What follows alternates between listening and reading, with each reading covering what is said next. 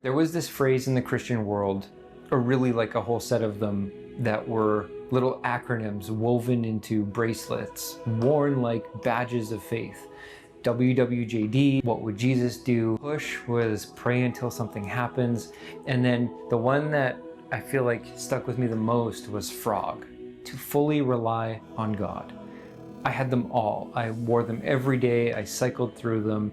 These weren't just fashion accessories, they were reminders to make God proud of me. And honestly, it sounded like the absolute peak of what it meant to be spiritual, in my opinion. It was the kind of thing you'd hear in prayer meetings. It was held up as the purest form or expression of trust. Just sounded right. It promises a life where you don't have to strive, where you can just rest in peaceful surrender. But lately I've been asking myself, what if that advice, as well-meaning as it may have been, isn't actually how it affects us? What if it's more of a spiritual sedative than that lifeline? I was told my whole life to fully rely on God. And honestly, there's still a ping inside me that thinks it sounds like the pinnacle of holiness. And now looking back, I can see how, at least for me, that single teaching turned into something dangerous, or it had more negative effects. It became really a spiritual excuse for me. It crippled my ability to act, to fight for what I wanted or needed, to take real ownership of my own life.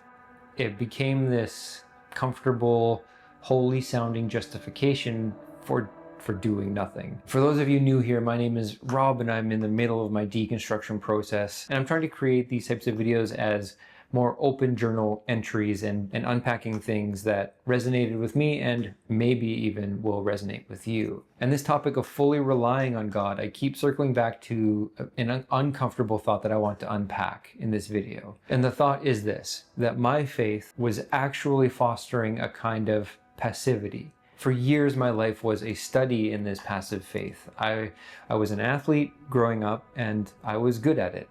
I picked up on things quickly and that gave me a sense of superiority. I thought that it was God's way of telling me that I was to pursue sports, that I will be blessed in them.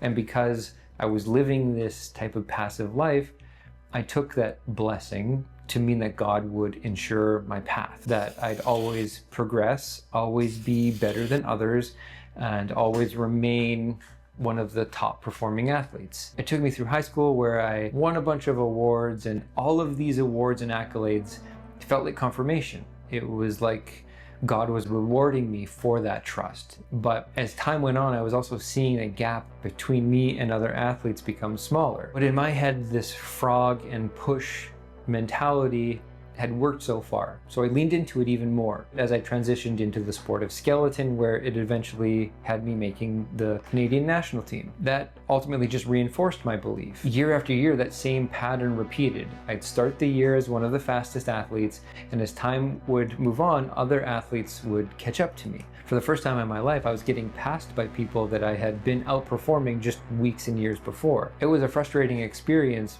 but nothing had changed in my belief. Nothing had changed in my trust in God's will for my life. But slowly I had shifted the responsibility of my success out of my hands entirely and was placing it in God's, which again sounds holy and spiritually correct, but it ultimately left me completely unequipped and lost when things went wrong. And for me, the breaking point came in my 5th or 6th year on the national team, when I had finished 3rd in the Team Canada selection race process, but my spot was given to the athlete who finished 4th. And then that athlete went on to race in the Olympics the next year. I didn't do any introspection and reflecting on what I could do more of, what areas I could strengthen. The truth is, I didn't even know how to, because by then I had completely removed myself from the equation of my own life. And at the time of this happening, I didn't even feel the sting, because I was still sitting in that passive faith seat telling myself God had a plan. But years later, when the Olympic coach apologized to me for giving my spot away, it was like the floodgates opening. Every light bulb that hadn't gone off earlier lit up all at once, and it became impossible to ignore that my passive faith maybe had cost me a real chance at the Olympics. And I started to wonder, as I sat with that discomfort, what else had that been costing me? So why are these bracelet messages, this frog push, so appealing? Why do we cling to them like life rafts? And first, I think it's because they absolve us of any responsibility. Taking action is risky. It means you might fail, you might be rejected, you might look foolish, but if you're just fully relying on God, then you can't fail. It's kind of like the ultimate loophole, a way to avoid the discomfort of effort and the possibility of pain. And second, I think it just feels spiritual. It uses the language of surrender and humility. You hear verses about being still, about resting, and you twist them into this justification for inaction. You create this false choice. Effort is on one side and God's power is on the other, as if these two are enemies. And this was the dichotomy that I lived with until I was in college taking a sports psychology course, when we talked about a concept that hit me hard. It was this concept of the locus of control. It describes where you believe control over your life comes from in a way that I had never heard from before, because it was the first time I've been hearing about anything that was outside of the Bible. And I learned that people with a strong internal locus of control believe that their actions matter.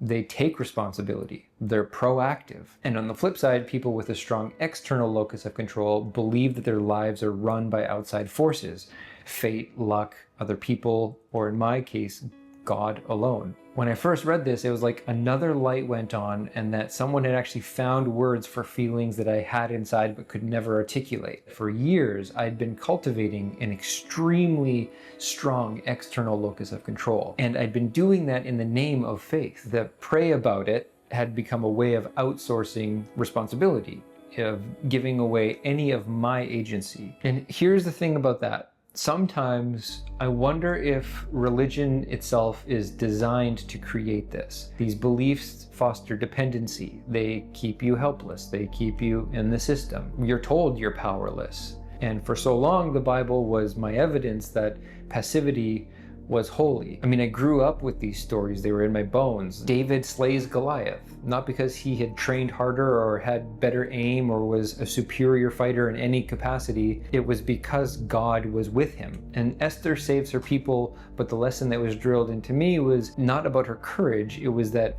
God had placed her here for such a time as this. And even the rebuilding of the walls of Jerusalem was framed less about the planning and leadership of Nehemiah and more about God pulling the strings behind the scenes. I see the pattern was always the same. There are human characters who have to act, but the glory of the outcome is completely stripped away from their agency and again handed to God. What did these lessons teach the kid, the little Rob who was listening? It taught me that even when you show up, you don't get to own your own life. That your role is never to trust yourself, but to empty yourself, to hand over credit, responsibility, and control to God, even though this God is someone that you can't see and you're not allowed to question. And I can see now how that deeply rewired me, how it trained me to mistrust my own instincts, to silence the voice inside of me that wanted to fight, to step forward, to take ownership. It was a subtle kind of gaslighting. The narrative was be strong and courageous that got preached over and over, but the moment that you act of your own will, you're told that you're stepping out of God's plan. The have faith doctrine becomes a leash, and the fully relying on God becomes the muzzle. And I think maybe for some that dependency feels safe, but for me, it created this quiet helplessness. It told me that striving for my own wishes was arrogance, that wanting something from me was dangerous, that doing was somehow less holy than waiting. And the cost of that is not just the missing out on opportunities that I had, but ultimately missing out on myself, on the freedom to try and to fail and to rise again. Not because God scripted it, but because I chose it, because I can get up one more time.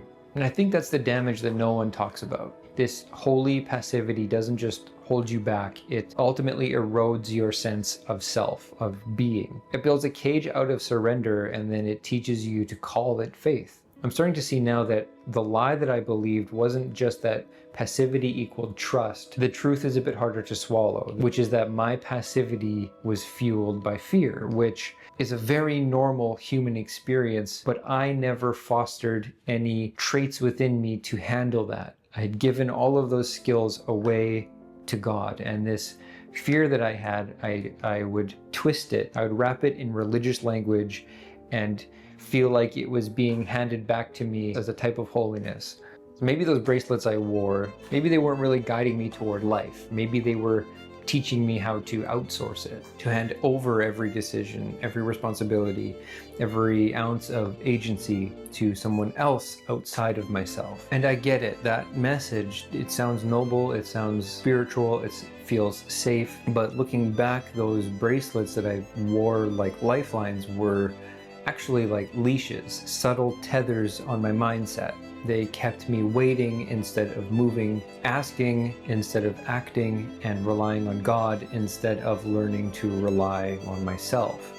And maybe the idea of fully relying on God was never actually the highest calling. I've been realizing through this process that I need to start doing things differently, to move from a passive mindset to the active one.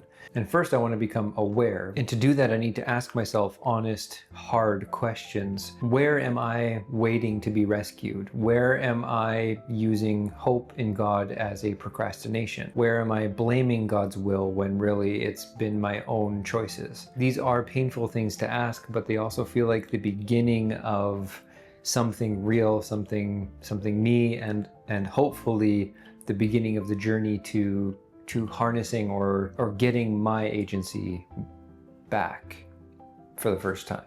As comfortable as a passive faith may be, it's also possible that the only thing it really gives you is stagnation and regret. Whereas an active life, yeah, it may be demanding, it's risky, it's uncertain, but it is also where life actually is. It's where growth can happen. It's where you can actually build something real. So I've written myself a bit of a letter of encouragement or permission from myself to myself. Maybe you'll be able to find some grains of truth in here as well. You have a brain, talents, passions, and a will for a reason, not to set them on a shelf while you wait for some invisible thing in the sky to move. They're the very tools that you have been given. So don't let fully relying on God become the excuse for giving up.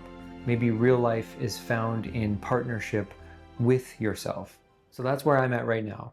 I'm still trying to work it out, and I'm still kind of stumbling into the active parts of my life. And I'm also curious if any of this resonates with you. If there's anywhere in your life where a passive mindset you think has held you back. Maybe it's in your career, a relationship, or a dream that maybe you've been sitting on. I would love to hear about it. And until next time, I guess, keep walking.